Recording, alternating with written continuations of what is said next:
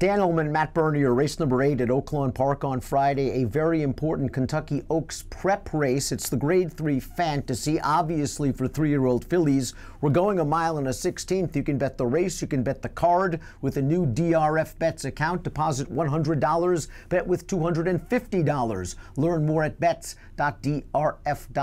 Let's meet this field, hoping to take that final step towards Churchill Downs for the all-important Kentucky Oaks. The number 8, Motion Emotion, is your 5-2 morning line favorite, Matt. Motion Emotion is big speed under Mike Smith. Now, she just got away from John Court, I thought, last time out in the Grade 3 Honeybee. She went way too fast in the middle portion of that race, and the fact that she was hanging in at the very end shows that she's got a lot of quality.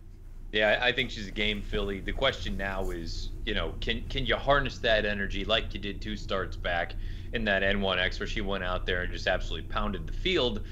Or are you dealing with a horse that is entirely dependent on the lead? And there are some other horses in here. Maybe they're not naturally as fast, but they're going to be forward. And is it a situation where she's just too fast for her own good? She doesn't have that sort of gear, that ability to shut it off when she needs to. If that's the case, it's going to be difficult to project her going forward as a legitimate player. But boy, the talent is there. If she just learns how to throttle back a little bit, where you're not going full throttle the whole way, boy, then she gets interesting. But until she proves that, I want to see her do it. And at a short price, I'd like to see her do it as well. But as you said, if she is able to relax and get a little bit of a breather down the backstretch, she certainly is the one to catch and beat. The number 10 is Aura Moore, who tasted defeat for the first time in her career in the Busher last time out at Aqueduct. She was the favorite that day. There was a lot of bumping and pushing around in the stretch, and all things considered, Aura Moore ran well. I like how Todd has slowly been transitioning her outward in distance. 6 furlongs in her seasonal debut,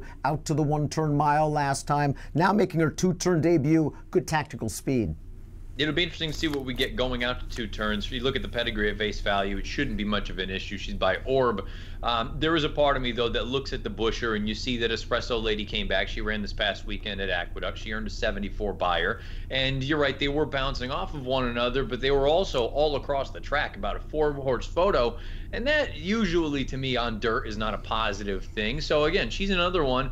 While she can certainly win this race, I wouldn't be surprised at all if Pletcher won a graded stakes race with a 3-year-old.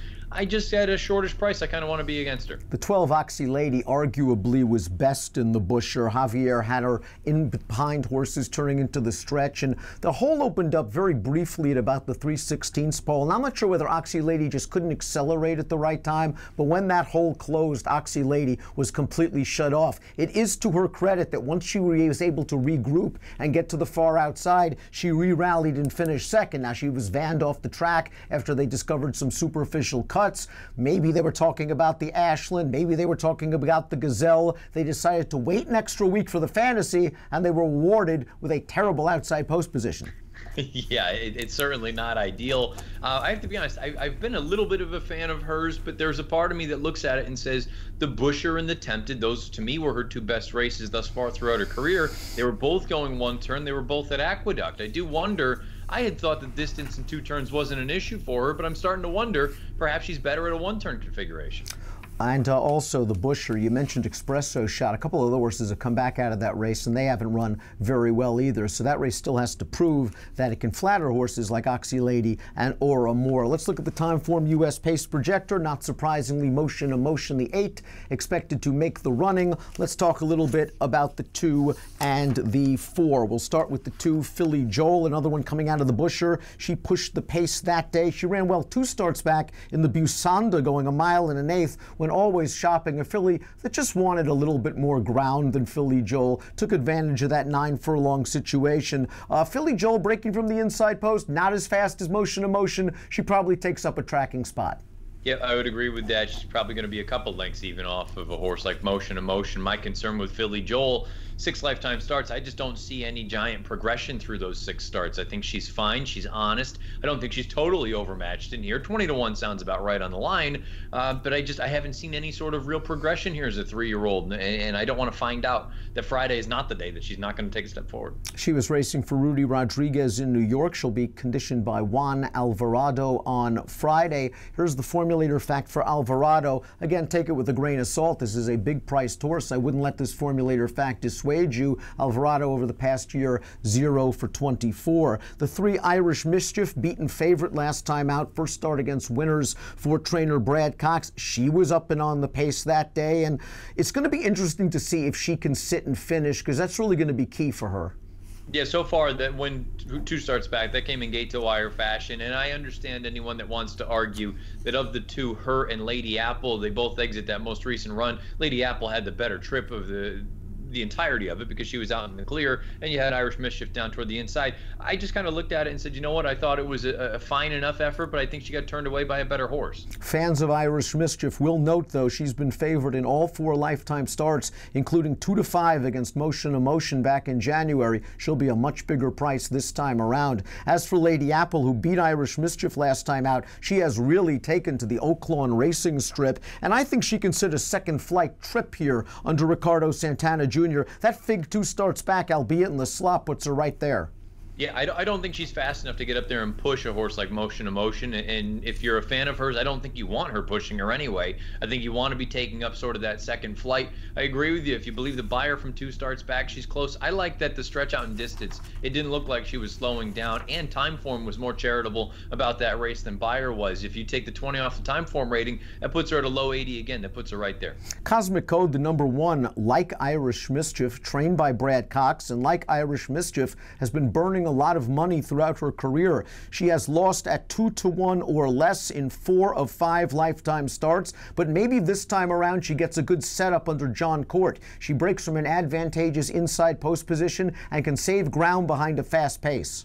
I suppose second off the bench, she should probably be ready to take a step forward if she's going to do it. I don't love the field that she ran against the Fairgrounds, the winner. Sure, she was a next out winner, but she only earned a 69 buyer, and the 3rd place finisher earned a 59. So that form hasn't been sparkling, and she's another one that, okay, again, she could take a step forward, but I haven't seen a giant progression through any of her 5 lifetime starts. The 11 KP Slickum is thrice stakes placed this year at Sunland, including second behind Chasing Yesterday in the Sunland Park Oaks. And while Chasing Yesterday did return to or finish 3rd in the Santa Anita Oaks, her buyer improved only marginally to a 75. KP Slickum actually has some credentials on paper, never off the board from 6 starts, improved slightly with blinkers, but she's got to run faster.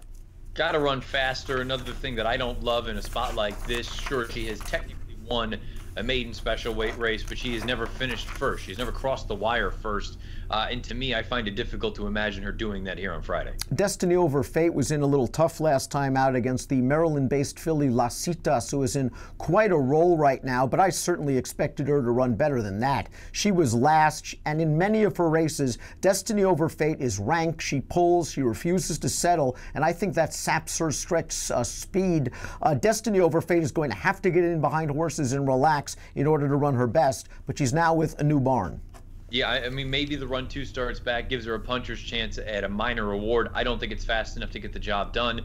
She sat off of a slow pace that day. The most recent run was a disaster against what I think is an inferior group. I think she's way up against it. Before we get to our top picks, we'll look at a couple of 50-1 shots. The 6 Super Tap is a maiden taking on winners. She was claimed for $50,000 last time out. Blinkers on. Yeah, I mean, the run 2 starts back from a time form standpoint wasn't terrible. She certainly needs to improve. Don't get me wrong. I'm not suggesting she's a likely win contender. But if you think going out for the Hess barn now, I don't think it's out of the realm of possibility that she takes a step forward. Maybe she can sniff a minor award. Kiffle won in her dirt debut most recently at Oaklawn, but that was for a 62.5 tag sprinting. The 5th place finisher came back to win with a 70 buyer, but that filly had to drop all the way down to the $30,000 maiden, claiming ranks to do so. I wonder if she shows brief speed. I was going to say, I'd imagine her stretching out in distance to be forwardly placed. Never easy to claim from Mac Robertson, especially down there at Oaklawn. I just have a hard time seeing this horse really factoring. Let's take a look at our top selections for the Fantasy Stakes Grade 3 Kentucky Oaks Prep. Let's talk a little bit about Brill, the number 9. Impressive debut winner at Del Mar last year with an 88 buyer speed figure. She's only raced around 2 turns once, and that was when she took on divisional leader Bellafina in the Chandelier. After that race, she was given plenty of time off. She was brought back in a sprint by Jerry Hollendorfer, and while she was beaten at 4-5, I thought that was a really good prep for her. Lyrical Lady got loose on the lead. Brill tried hard throughout, but was just second best. I thought she galloped out okay. I think she's ready to go second off the layoff, stretching out. And I think if Motion Emotion takes a little bit of heat, she'll be sitting outside in the clear, ready to pounce on the turn. Yeah, Brill has the figs that are fast enough to win a race like this, including the debut. I thought she was sensational in the debut, and the subsequent disappointment in the Del Mar debutante and subsequent disappointment in the Chandelier, it made me kind of sour on her. And while she ran well, and I agree with you, that was to me nothing more than a prep for a race like this. I want to see what happens when she faces better horses again, because those 2 times that she's been tested, she quite easily bombed in there. So I want to see what happens here second off the bench. I think if she runs her best race, it's arguably the best race in the field at a short price. I just want to find out if she can still do it. I'm going to go 9, 12, 8, and 10. You're going to get a price on the 4 Lady Apple, third off the bench for Asmussen.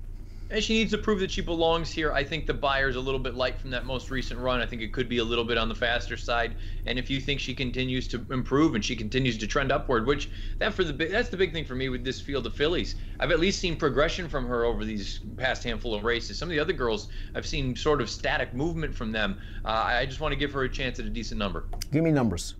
4, 8, 9, 10. Fun race, the Grade 3 Fantasy. Perhaps some of these fillies on their way to Churchill Downs for the Kentucky Oaks. You can bet the race and the nice Friday card at Oaklawn with a DRF Bets account. Deposit 100, bet with 250. DRF Bets, ready, set, bet. Approximate post time for the Fantasy, 5:04 Central. Best of luck.